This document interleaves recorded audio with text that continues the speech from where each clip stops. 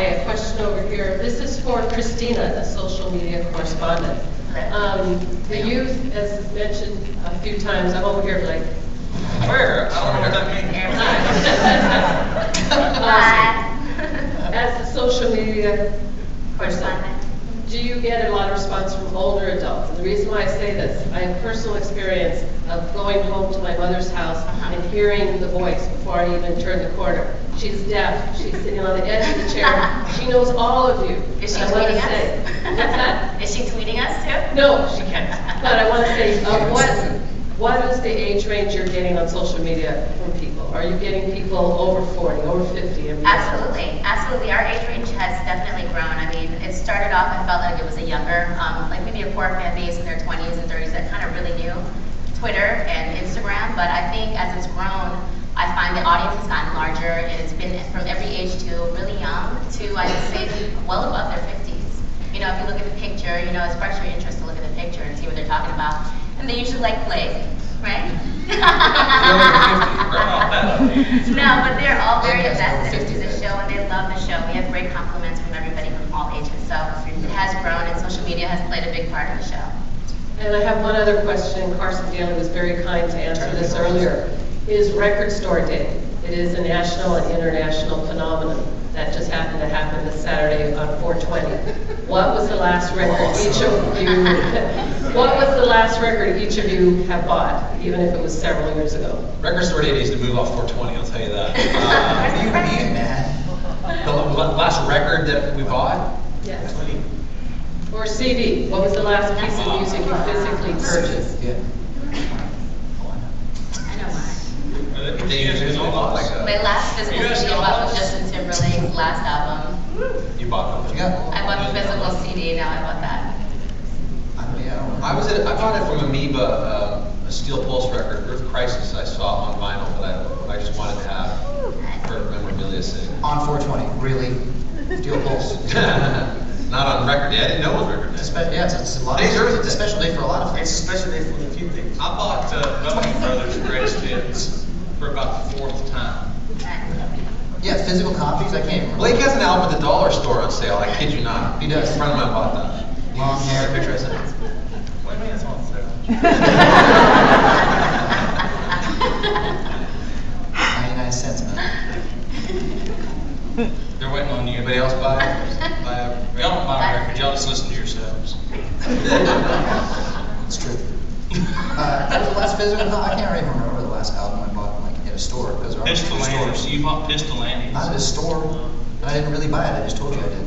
I listened to all the songs on iTunes. You know, they gave you like 30 seconds. They were great. Those are awesome. Each one, you pay 30 seconds each one. I thought to myself, I basically heard the album.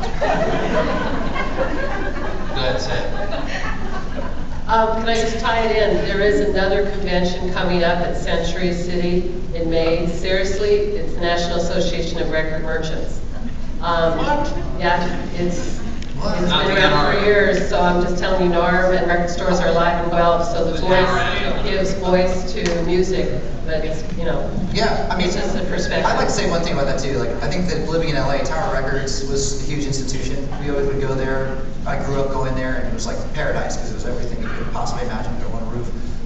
I'm a huge fan of the hard copy.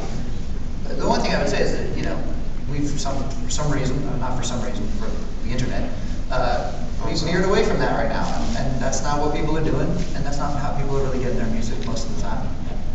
Yeah, I think we should embrace it, and maybe the ebb and flow of pop culture and the hard copy versus the internet copy maybe it'll kind of come back, it'll swing back the other way, and we'll start getting down with vinyl and CDs and cassette tapes and fucking 8-track tapes or whatever it might be, or some new invention that they make that's the hard. I don't know, but I think it's important to also kind of move on a little bit too, and realize that things have changed and embrace that.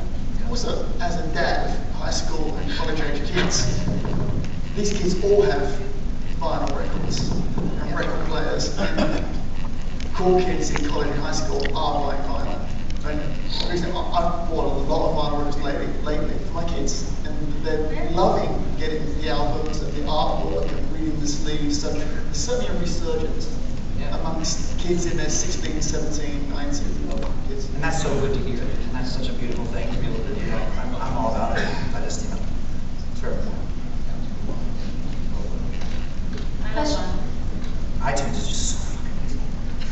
Question over here on your left. Stories, right? Question over here on your left. Yeah, go ahead. Hi, can each one of you, hello. Hello. Can each one of you just go down the line and talk about the biggest lesson that each of you have learned in your industry with starting all the way from the left to right? Oof. Ah. Oh, who's the, was that The me? biggest lesson. Left to right being, It doesn't matter. I'd love to start. Try to not ever listen to your record label, and you should be all right. And if you can ever get away with not having to listen to your record label, do it. Do whatever the hell you want to do, or try to. That's always the struggle being an artist that's signed, is that it's very difficult to get what you want to get done.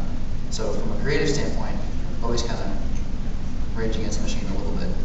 That's the best thing I think that ever happened to me, was realizing I didn't have to listen all the time to what everybody else said.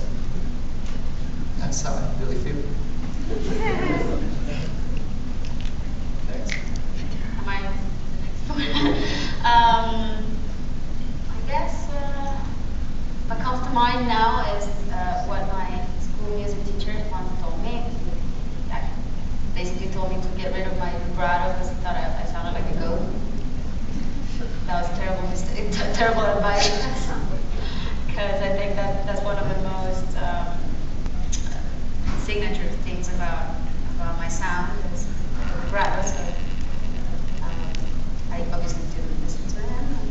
Because my dad, actually, I remember I came back home and I told my dad, sort of crying, that I had been told by my music teacher this and that, and he told me, don't ever use the vibrato. A voice without the vibrato, it's worth nothing. So I love your voice. I don't think you sound like a goat. I think your music teacher has that up his ass. Thank you.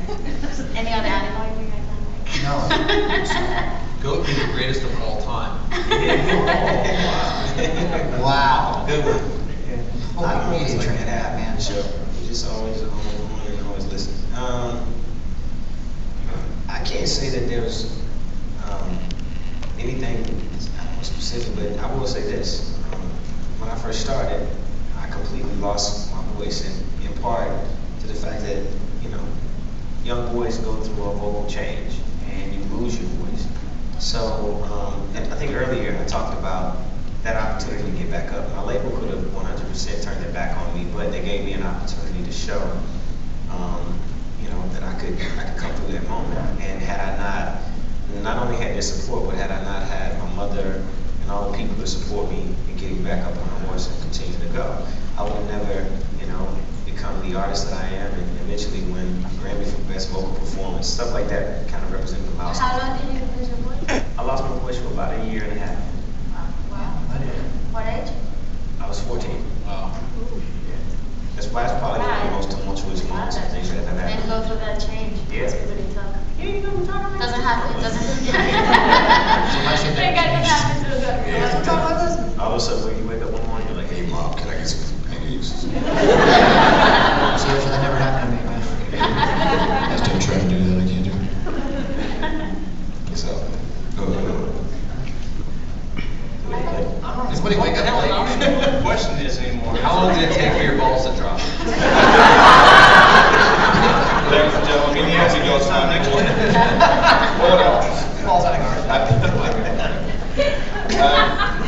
We've got time for one more question, if anyone can muster the courage or the energy. We've got time for one more, ladies and gentlemen. Make it a good one. Any takers for a final question with insight?